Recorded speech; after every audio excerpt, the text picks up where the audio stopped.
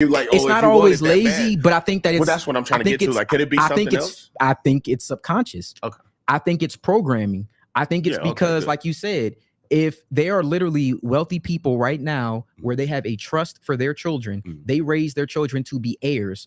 They get assets, they acquire them, they put them in the trust, they acquire them tax-free, their children do, and their children can continue where they left off, and that's how you build generational wealth. Okay. Now, because you've never seen that in your family and you don't have an example of that, that doesn't seem like it's a realistic goal to the average Black person. Oh, for sure. And because of that's my problem, is that at some point, you don't think that if I seen 4 people go to prison or end up, when do I say, oh, okay, I see where that's gonna go, let me go this way?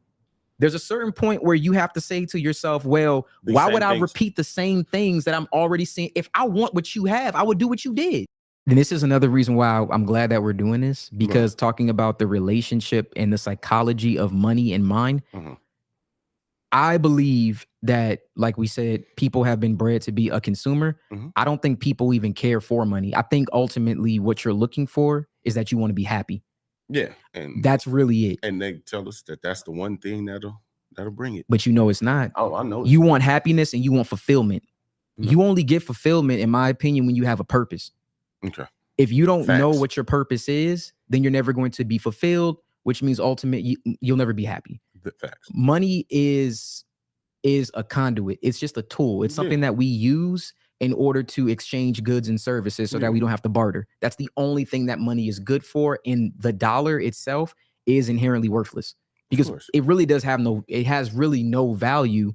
The only thing that you need to buy that has value is assets, because assets can appreciate over time. But yeah, that was just like that misconception when it comes to time is money. I just now I really hate that idea. Wait. Let me ask you a question. Okay. Money has no value, no real value, right? No.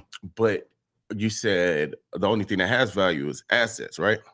So I might be like, I don't want to ask a stupid question here, but if the assets you acquire from something that doesn't have value in the first place, well, then what makes the assets valuable?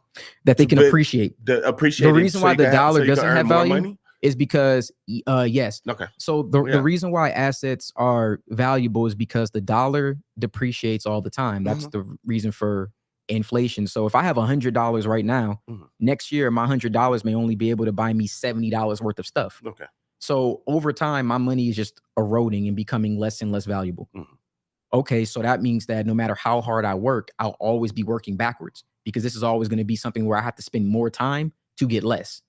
That makes no sense. When you buy assets, they actually will appreciate, which means I'm going to put $10 here.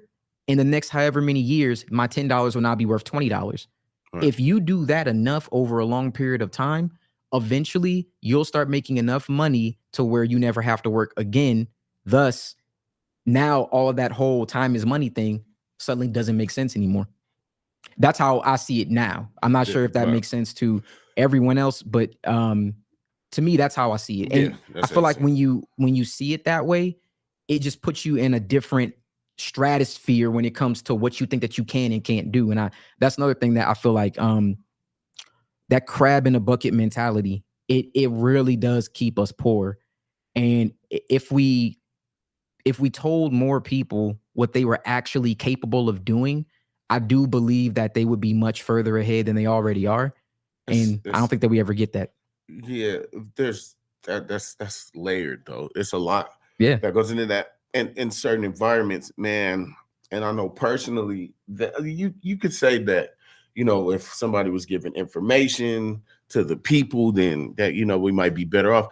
But coming from the bottom, it's like, bro, with everything going on just in the average household in a lot of these kind of communities, honestly, and it is a lot, like the last thing on your mind when you're always in survival, not just for like bills, just even your life in some of these like neighborhoods and stuff, you don't really, and you could probably call bullshit, but you don't, a lot of the times don't even have time to like start worrying about assets and stuff like that. You literally are in a situation where you are on a day, you're surviving day by day. The last thing I'm doing when I'm in the streets is wondering about like like debt to income ratios and like that. And I do know that like it would be better if more of us did like commit to like what you're talking about. But like honestly, bro, it's not realistic in a lot of people's situations to even like, because that takes time, right?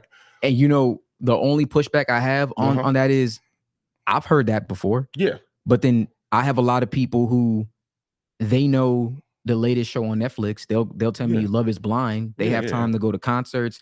They have time to scroll, to just doom scroll on Instagram, on social media. Yeah. They could laugh. They know every 20 verse 1 video. Yeah.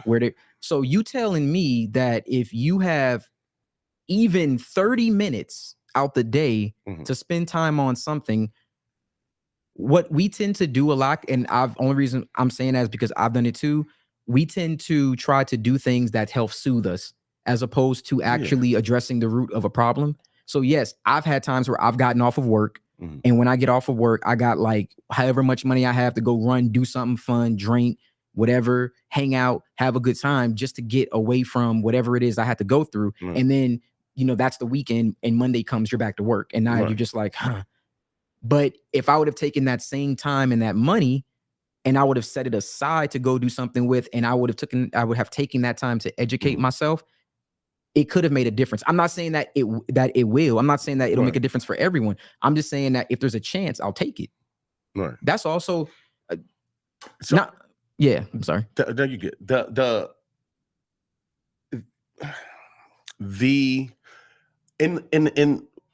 in the hood, the neighborhood, it's like this. You get people that come out, right, successful, right? Like, but it's not like the super common thing, right? Like, not like it's so many out of 100 that's gonna be successful.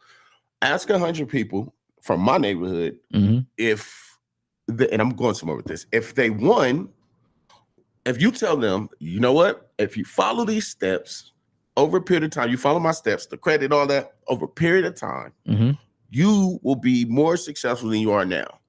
And then maybe me on the other end got those CPNs, or if I'm part of the scamdemic and I'm like, yo, but if you go to this Chase Bank, you're going to walk out with 10 racks right now. What's going to happen a lot of the time is they're going to choose the scam. And let me tell you why. This is because of the thinking process, right? Easy. It's easy, but not only that, the thinking process we have now, it does come from the generation before us, the situation we're in, and the breaking the cycle is not as I'm just now starting to like get through that, and that took therapy and for me to identify. So it's like to break that cycle, it's gonna be hard, man, because where we come from, we already believe that the odds are against us, and in a lot of ways they are, and like. I'm taking what's here right now. Investing is cool, but a lot of people from where I'm from not really gonna buy into that. You know what's funny?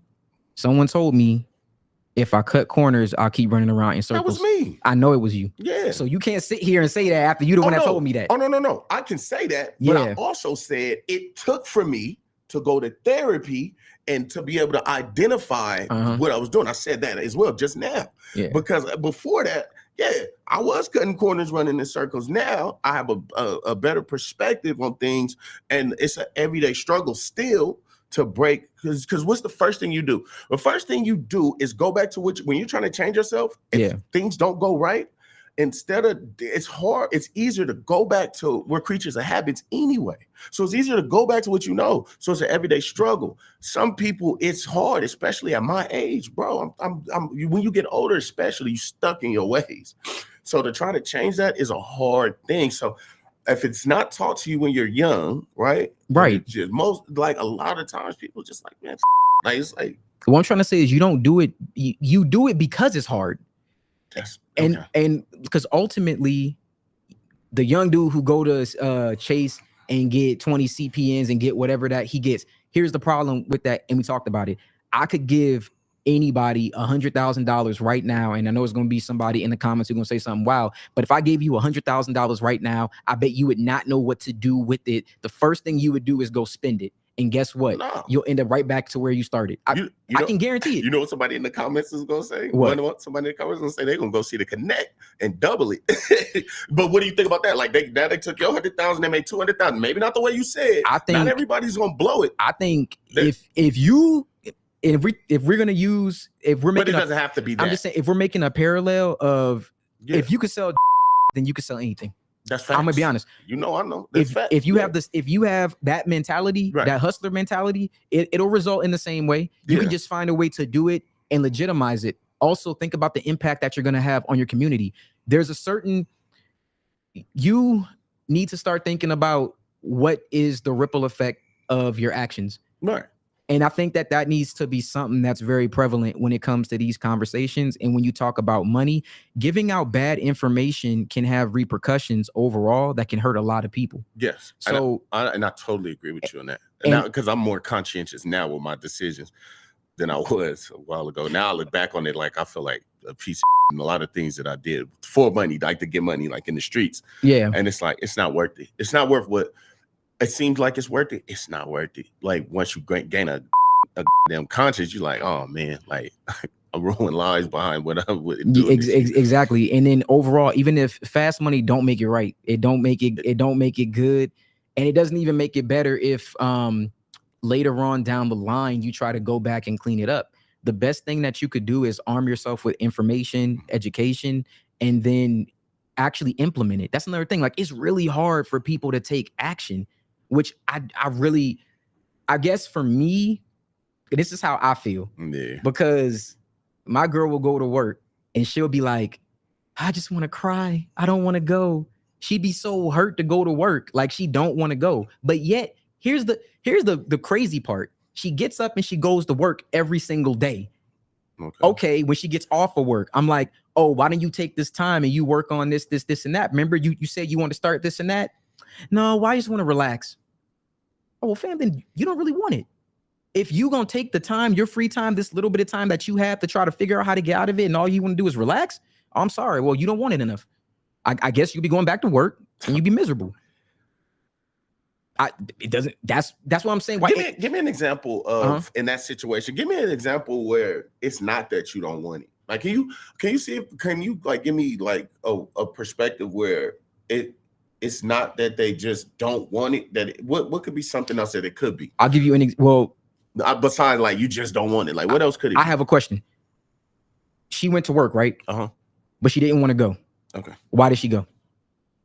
She has to. Oh, okay. So if you took that same mentality and did that for your business or for anything else, I have to, wouldn't it not still apply and you would be able to see some results? I'm not guaranteeing anything, but I'm just saying, why don't you think about it like that? Why are you so quick to sell your time to this company, but yet you wouldn't spend the same amount of time for yourself? I get what you're saying. I just was trying to get a perspective. Like, is it possible to when you can have like these aspirations, but is it possible to, because the way you're pitching is just basically just like you're just too lazy to go get what you want. But if you just boil it down, like you're like, it's not always lazy, but I think that it's, that's what I'm trying to get to. Like, could it be something else? I think it's subconscious. Okay. I think it's programming. I think it's because, like you said, if they are literally wealthy people right now where they have a trust for their children, they raise their children to be heirs. They get assets, they acquire them, they put them in the trust, they acquire them tax-free, their children do, and their children can continue where they left off, and that's how you build generational wealth. Okay. Now, because you've never seen that in your family and you don't have an example of that, that doesn't seem like it's a realistic goal to the average Black person. Oh, for sure. And because of that's my problem, is that at some point, you don't think that if I seen 4 people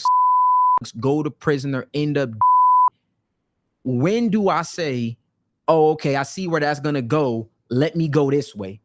There's a certain point where you have to say to yourself, well, why would I repeat the same things that I'm already seeing? If I want what you have, I would do what you did. If I want more, I have to do something different. That's why I'm saying when it comes to, and this is, again, great because it's a psychology behind all of this where we don't understand we've been programmed in order to remain this way.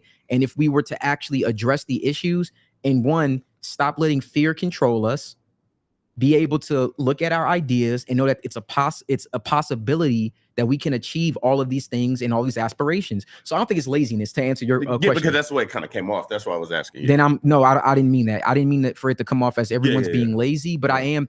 If you made as many solutions as excuses, you'd be where you want. I'll go ahead. You know my little saying. Yeah, exactly. So my thing is, everyone is. I'm telling you, why is it that you can have an excuse for why it won't work, but you can't give me as many for why it will? So to the people that might be watching this, right? And with you saying all of that, what would be the? I'm glad you said that. Yeah, a person like me, and you know my background. What would be the first thing? How do I go from watching this to just step one? Like, what would somebody be doing? Step one is to subscribe to this channel right now. If you haven't done it yet, then subscribe. That's step one. The segue was crazy. It is. Step two. Go ahead. Step two is going to be for you to get educated. And what I mean by that is, after you watch the videos, pull up your credit report, look at the information on there, start understanding the difference between a collection, a charge off, a credit card account, an installment loan. Start looking at what your score is. Know the difference between a Vantage score, a FICO score. This is very very simple things that you can start with. Once you have an idea of where you are, the next step that you should choose is, how do I get this to where I can get funding? I have videos where I've been showing people how to get over $150,000 in business funding. Right. All right. The videos are on this channel. You guys can watch them. I've been documenting my own process. At the beginning of the year, I had I think a 600 something credit score. Right. The year prior, I had about a 403. Okay. And I was able, within a 24-month period, if I count everything, to go from that 403 credit score to being as high as the low 800s to getting over $170,000 in business credit line. And once you're able to get funded that way, then I would say that your next step is to figure out, how are you going to leverage this in order to create wealth?